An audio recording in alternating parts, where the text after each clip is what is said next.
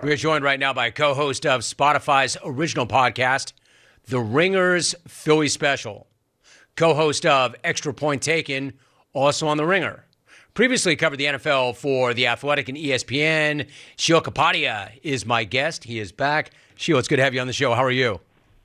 Doing well. How you doing? Good. Good to visit with you. So a lot to talk about, and I'm glad to have you back. Let me ask you about Philadelphia. You know, you heard so much before that game that beating one of your rivals 3 times in 1 year is so hard to do, and then you see the game and you come to find out it's really not that hard at all. At least it wasn't for Philly.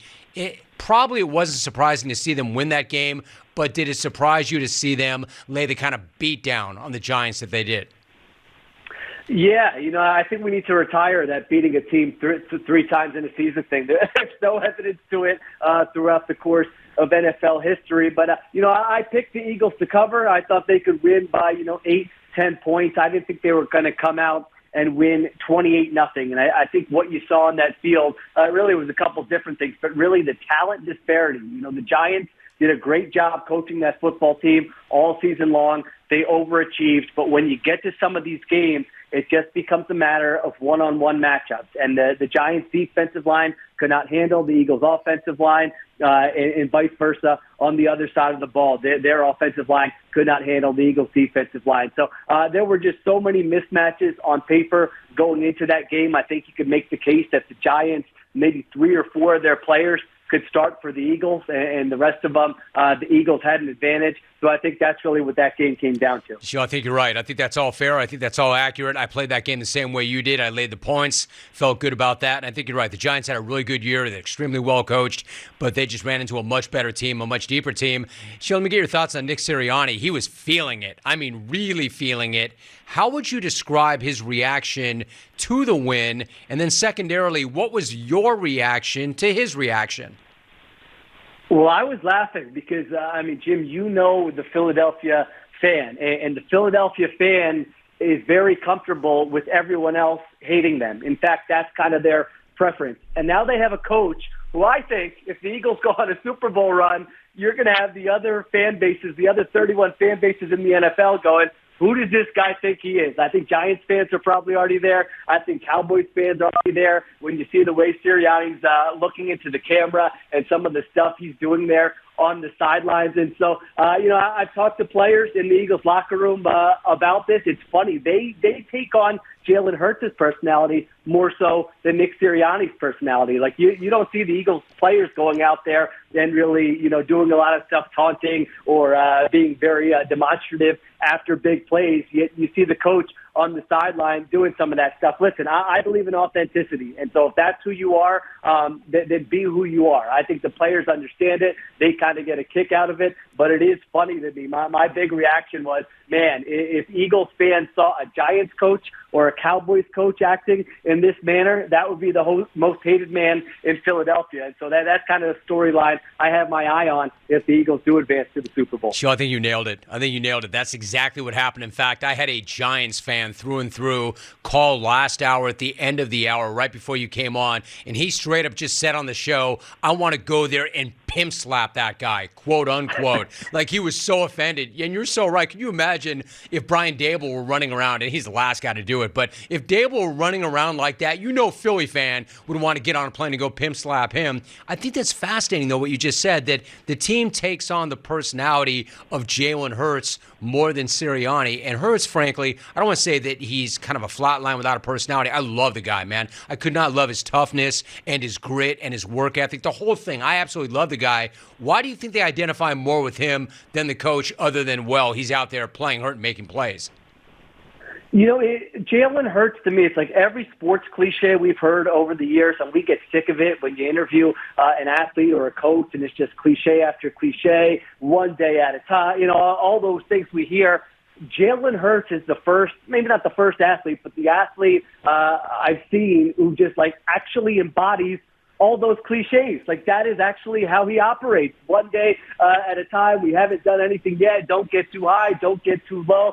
You're only as good as your next play. All these things you hear and you watch him. And listen, this was evident last year when, he wasn't playing at this level. They weren't as good last year, but you watched it and you go, man, just in terms of demeanor in terms of mental toughness, in terms of the way he connects with his teammates. Like, this guy's got all those things. And so that was what I thought about him going into the season. I thought, you know what, I don't know what his feeling is. Like, I don't know if he's ever going to be an elite quarterback, but I do have a sense that whatever his feeling is, he has kind of the makeup to kind of get to that feeling. And so I think that's what you've seen happen this year. And obviously it's not just him. He's positioned with a great offensive line, with great weapons, and the coaching staff has done a good job. But I think the way teammates just kind of see who he is day in and day out, again, authenticity to me. I mean, you look at a lot of quarterbacks around the NFL, that's a problem for them, authenticity, connecting with teammates. That's not a problem for him. And so I think guys just naturally kind of gravitate towards him. Sheil Kapadia joining us. So he clearly has an elite makeup. Are you now ready, I would imagine, to say that he is also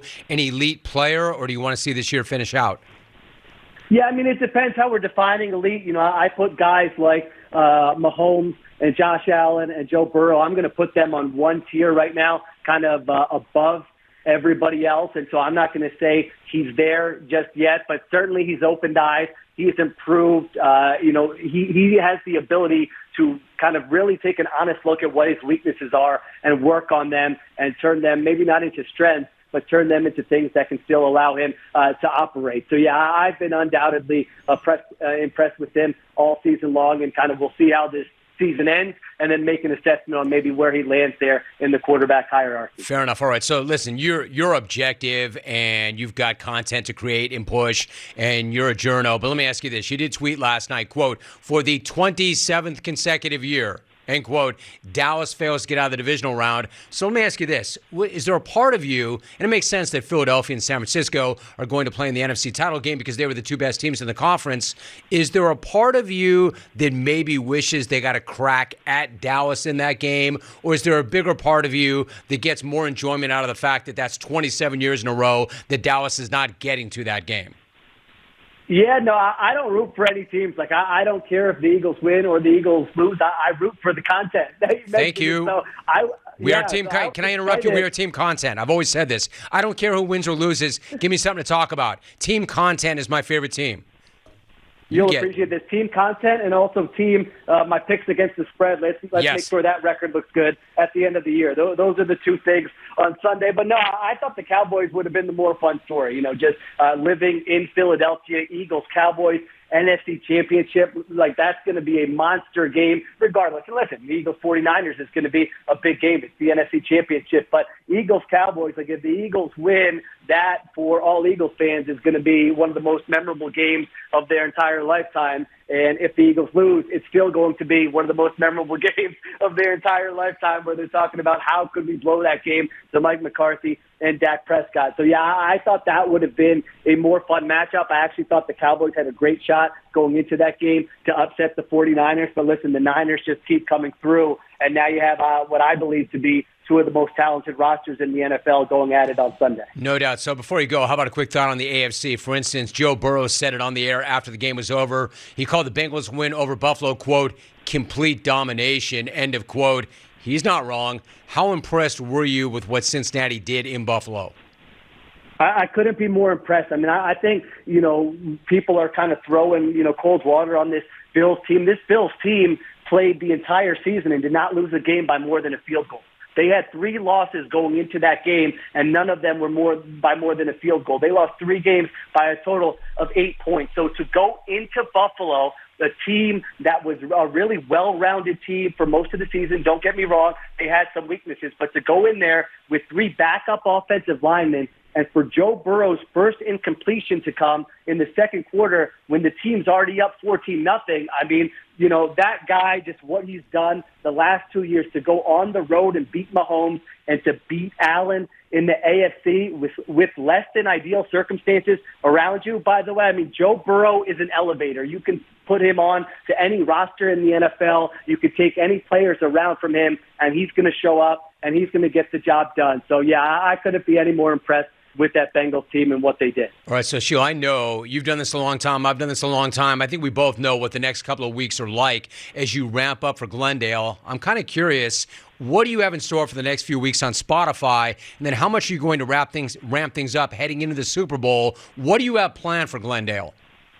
Yeah, no, thanks for asking. We got a lot of stuff planned, and just the Ringers Philly special pod. We've got just bonus episodes every week. We're going to be breaking down this matchup against the 49ers, having guests on, and then we'll continue it if they win leading up to the Super Bowl. And then, as you mentioned, you go on the Ringer NFL show. I'm on there on Monday nights and on Thursday, twice a week. We're going to be talking everything in the NFL, not only these championship games, not only the Super Bowl, but, Jim, I love the NFL offseason. I mean, the coaching staff changes, the trade buzz we're going to get here in the next 2 weeks, free agency, all of that. So we're going to dive into all those things. So it's going to be a fun time of year, no doubt. I agree. The best thing about the NFL offseason is there isn't one. The NFL is full-time. It's all year round. It's great. Sheil Kapadia, my guest. Sheil, really appreciate it. Thank you so much. Great to have you on the show once again.